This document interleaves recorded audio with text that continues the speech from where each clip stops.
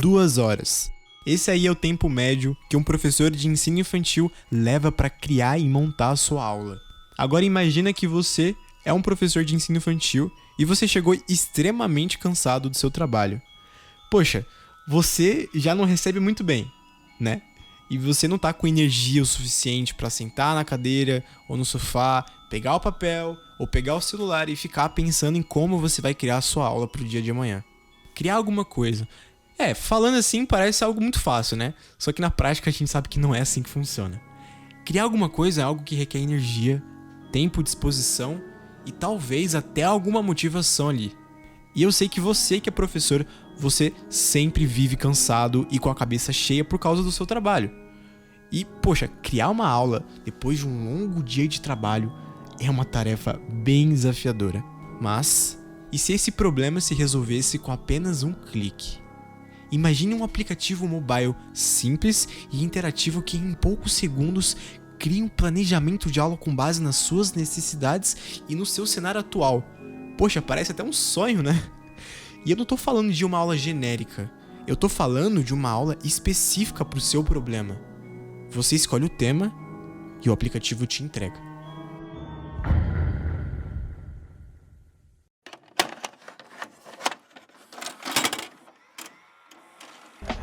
Oi, meu nome é Victor Barberino e eu sou o representante da Smash Code e nós criamos um aplicativo que irá mudar a vida do professor. A Ninos, o nome do aplicativo, não é apenas uma ferramenta simples, ela é a solução para transformar a maneira como os professores de ensino infantil preparam as suas aulas. Com a Ninos, você basicamente pode dizer adeus ao seu estresse pós-trabalho ou à exaustão mental. Basta alguns cliques para criar uma aula personalizada, adaptada às suas demandas e ao contexto atual da sua sala de aula. Bom, depois de dar um gostinho do nosso aplicativo, eu vou comentar um pouco sobre a arquitetura de software que a Smash Code fez. Sobre a arquitetura de software da Ninos, nós optamos por seguir uma arquitetura SOA, que é aquela arquitetura que é baseada em serviço, ou seja, nós isolamos os serviços em uma API RESTful. Dessa forma, nós conseguimos usar os serviços da nossa API RESTful em diversos front-ends, digamos assim. Pode ser tanto no mobile, que é para celular, quanto para o web, que é os websites, por exemplo. E já nesse vídeo, eu vou mostrar o funcionamento da nossa API RESTful feito totalmente em Spring Boot e também o funcionamento do nosso front-end mobile totalmente desenvolvido em React Native. No caso, o aplicativo mobile é o produto final que o professor irá usar, no caso. Mas tem uma questão muito importante aí. Como que a Ninos consegue criar uma aula com base nas suas necessidades? É mágica? Bom, na verdade, nós utilizamos o ChatGPT para poder fazer a geração das suas aulas. Você envia os seus dados para o nosso aplicativo mobile. O nosso aplicativo mobile envia uma requisição lá para a nossa API REST, que é feito em Spring Boot. E na API REST tem uma configuração que ele pega os dados do cliente, no caso que veio do mobile, e envia direto para o GPT. O GPT envia uma resposta, a gente converte isso para a API poder gerar uma classe, e a API devolve um JSON lá para o nosso front-end, onde o mobile te mostra um infográfico muito bonitinho e agradável, da sua aula criada, no caso. Então, calma lá, vamos lá, que ficou um pouquinho grande isso. A arquitetura final do projeto ficou o nosso front-end mobile, React Native, comunicando sempre ali com a API REST feito em Spring Boot, a API REST comunicando sempre com o banco de dados, que no caso é da Oracle, e também a API comunicando sempre com a API do GPT para fazer a geração das nossas aulas. O vídeo que vocês estão prestes a ver é o vídeo do funcionamento da nossa RESTful API. Bom, saindo um pouquinho da minha explicação do vídeo, eu vou demonstrar o funcionamento da nossa API da Ninos, ok? Então, vamos lá. A primeira coisa que eu vou fazer aqui vai ser subir a minha API. Então eu vou rodar o meu jar, que eu já fiz o build da minha aplicação. E nessa API aqui que eu fiz uma configuração de profile, ou seja, se eu quiser realmente utilizar o GPT para fazer as respostas, eu tenho que passar aqui o profiles.active como prod. Caso contrário, ele sempre vai dar uma resposta por padrão para facilitar o desenvolvimento, para que não consuma muito o do nosso API Key lá do GPT, porque o GPT ele tem um token que expira e eu tenho um limite de dinheiro para gastar lá gratuito, então eu não vou ficar gastando assim à toa. Então eu fiz essa configuração. Como nesse caso está tudo pronto, a gente vai testar em produção mesmo, então a gente vai enviar uma requisição lá para o GPT. Então vocês vão ver que vai até demorar um pouquinho para fazer ali a resposta. Então vamos subir a API. Ele vai subir aqui a nossa APIzinha.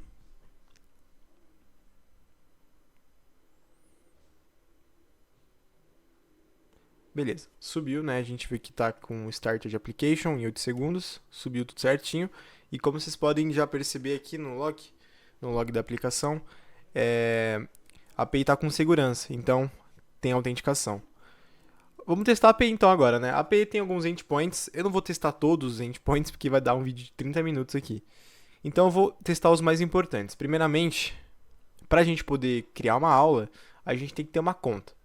Mas para criar conta aqui na Ninos é muito fácil. A gente só precisa informar aqui o nome, o e-mail e a senha e o tipo de escola, no caso, né? Ou se é SEI privado ou se é um SEI estadual. Nesse caso aqui eu vou simular um privado. Então eu vou criar a conta. Show de bola. Essa aqui é a resposta da nossa API. Vou vir aqui em login, vou me logar no sistema. Então eu acesso esse endpoint enviando um post e enviando esse JSON aqui com os dados certos. E aí, se tudo der certo, a API vai retornar esse JSON com o token. Então, eu vou copiar esse token porque eu vou precisar dele para fazer as outras requisições. Esses dois endpoints são os únicos que a API libera. Se eu tentar acessar qualquer GET aqui, por exemplo, vamos acessar um GET listagem das aulas, por exemplo. Se eu acessar e não passar autorização, a API vai dar um forbinding porque eu não estou passando o token. Tá? Beleza. Então eu vou criar uma aula agora. Aqui, pra gente primeiramente tem que criar esse class, que no caso vai ser a nossa aula, mas não vai ser a nossa aula em si. Aqui é só como se fosse uma categoria da nossa aula, o nome da nossa aula. Então a gente coloca o nome dela, o ID da nossa conta, e aí eu vou vir aqui em Authorization, vou passar o token que a gente copiou lá. Beleza? E vou criar minha aula. Show de bola, a API retorna esse JSON de resposta, então status 201, quer dizer que deu tudo certo. Agora a gente vai, de fato, criar a nossa aula. A gente vai informar os dados de input. Por que eu separei? Porque eu achei que seria melhor, porque os dados de input são um pouquinho grandes. Aí se misturar com os dados de nome, por exemplo, ou se eu quiser adicionar mais informação sobre a aula, por exemplo, sei lá, categoria ou descrição, vai ficar muito embolado. Então eu separei em aula e modelo de input. O modelo de input são os dados que você, professor, no caso, vai poder, você vai inserir lá no nosso front-end. Então, isso aqui é o JSON que a API espera receber. Eu vou enviar, eu vou passar o token aqui. E quando eu enviar, vocês vão perceber que vai demorar um pouquinho, porque de fato a API está em produção, então ela vai acessar lá a API lá do GPT. Então, pode ser que demore um pouquinho aqui nesse caso. Dependendo da conexão dos caras, né, ou da minha conexão. Ou se a API do GPT está em pé também, né? Tem esse problema. Mas eu acho que está em pé, sim. Beleza. Retornou. Isso aqui não são os dados de resposta da API, não é a aula criada em si. É só um retorno de objeto da API que a API retorna por padrão. Para eu poder ver o que o GPT gerou, eu tenho que ir nesse endpoint aqui, ó, listar output de um input. Então, eu informo o ID do meu input aqui. Passo o token, né? E aí, esses dados que vocês estão vendo, tudo isso aqui, não foi a API que gerou, e sim o GPT. Então, o GPT gerou todos esses dados que vocês estão vendo aqui agora.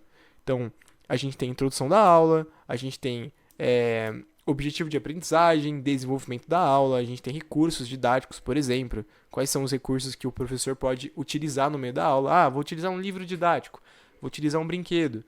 Algumas adaptações, por exemplo, serão feitas adaptações contexto do mundo, tudo isso aqui envolvendo o GPT e a sua aula criada. Então, o GPT gerou esses dados com base nos dados de input que você, professor, inseriu lá no front-end. Só que para não ficar feio isso aqui, né, o front-end vai pegar esse JSON e vai transformar esse cara em um infográfico para tudo ficar muito mais bonito. Então, a gente tem alguns outros endpoints, por exemplo. Eu posso finalizar uma aula, eu só envio um put, né, para esse endpoint, passo o ID da aula que eu finalizo ela. Então, por exemplo, eu tenho essa listagem de aulas em andamento, né? Eu fiz uma aula, lá no meu feed vai aparecer um cardzinho com a aula, beleza. mas ela está em andamento. Então eu posso finalizar uma aula. Ó, acabei a aula, amanhã eu crio outra. Então a gente pode ver quais são as aulas em progresso, por exemplo. Vou passar o token aqui, né? Senão não vai dar certo. Não, é um Barry Alf. Aqui. Ele lista as aulas em andamento. Vou finalizar uma aula. Então vou mandar esse endpoint aqui. O ID já está setado tudo bonitinho. Vou vir aqui em Authorization. Beleza. Bom, a gente pode finalizar uma aula. Só vou trocar o endpoint, que esse endpoint está antigo, né? A gente pode finalizar uma aula. Então a gente passa o ID da aula e o endpoint, né? O finish. Daí se eu for vir aqui agora em aulas em andamento, a gente vai ver que não tem mais nenhuma aula em andamento. Só tem as aulas finalizadas. Eu vou pegar aqui, né? Meu token. E vocês vão ver que agora a minha aula vai estar aqui. Show de bola? E posso deletar uma aula também. Então, vou trocar o endpoint que está antigo, o endpoint no caso. E ele vai me retornar esse 204 no content. Esse 204 quer dizer que a aula foi excluída. Que a API não tem conteúdo para mostrar. Então, se eu for listar aqui, né, as aulas finalizadas, não tem na aula, mas finalizadas. Se eu for listar agora, por exemplo, deixa eu pegar aqui o meu output, por input, no caso, ele não vai mais existir. Fala que nenhum modelo de entrada com o ID 1 foi encontrado. Ou seja, nenhum input foi encontrado, porque se eu apago minha aula, ele vai apagar todas as aulas que possuem aquela chave estrangeira. Show de bola? Então a API está funcionando, vocês estão vendo aqui o funcionamento da API em tempo real. Último exemplo, posso editar uma aula, né? Eu passo por query, aqui no caso, uma query. Eu não quis passar por body porque a gente quis testar coisas novas, né? A gente não quis ficar só no basicão, então a gente utilizou uma query aqui, ou um parâmetro da minha requisição, que eu posso passar aqui um novo nome da minha aula. A gente apenas limitou para o nome, porque não tem mais dados a serem editados, né? Mas tá aqui. Então, esse foi o funcionamento da minha API. Mas, pô, a gente não quer mexer assim, né? A gente quer mexer no aplicativo em si, a gente quer mexer lá no mobile. Então, a gente vai mostrar para vocês como é que tá o nosso mobile, o nosso produto final. No caso, eu não vou mostrar, quem vai mostrar vai ser o Bruno. O Bruno, que é um desenvolvedor da Smash Code, ele foi o responsável pelo desenvolvimento do front-end do aplicativo mobile feito em React Native. E ele vai contar um pouquinho, vai mostrar para vocês funcionando o nosso front-end conectado com a nossa API. Bom, finalmente agora uma demonstração do nosso produto final da Ninos, que no caso é o nosso aplicativo mobile. Bom, olá, eu sou o Bruno, um dos integrantes do grupo da Smash Code, né? E nesse vídeo eu vou apresentar como que está funcionando a aplicação na parte do front-end, né? Na parte das telas da nossa aplicação da Ninos, né? Que foi feita toda com React Native, 100% da parte do front-end foi desenvolvido com React Native. Nesse vídeo eu vou explicar como que está funcionando e tal. Bom, quando a gente abre o aplicativo, a primeira tela que aparece é essa do cadastro, né? Para criar conta e tudo, para se registrar. Se caso o usuário já tiver uma conta, ele pode clicar nesse link aqui, no já possui uma conta, né? Que ele é redirecionado para a tela de login. Nesse caso, se ele já tivesse uma conta. Mas nesse vídeo eu vou criar passo a passo desde o começo, então vamos voltar para lá e criar uma conta aqui. Esse primeiro campo de nome, você pode colocar o seu nickname ou o seu nome de verdade mesmo, fica a seu critério, né? No meu caso eu vou colocar um nome tipo um apelido no caso mesmo, né? Eu coloco Bruno XP123, né? Nome genérico mesmo. O e-mail eu vou colocar brunotestando@teste.com e a senha testando 321.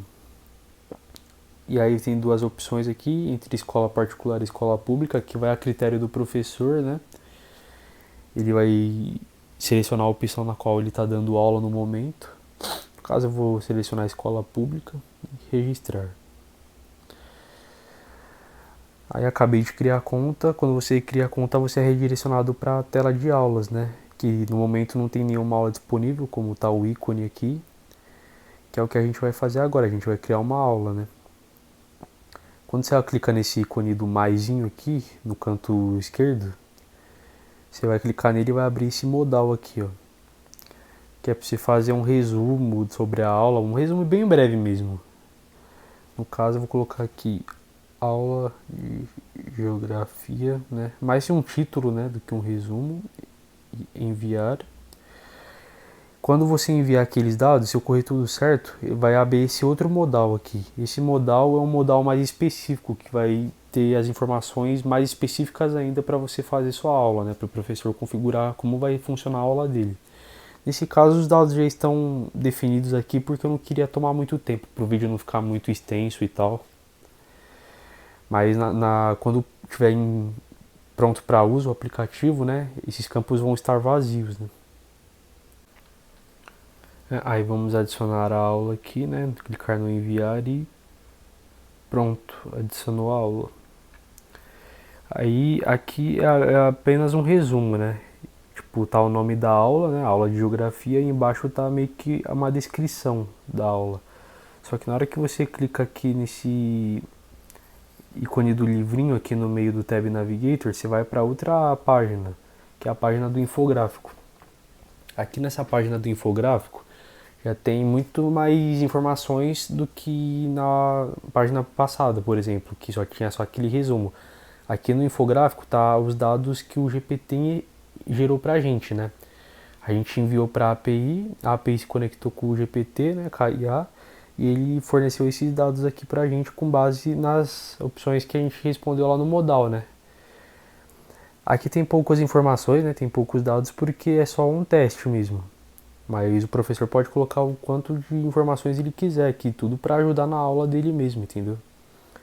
Você vê que tem esse scroll pro lado aqui, né? As opções e tal.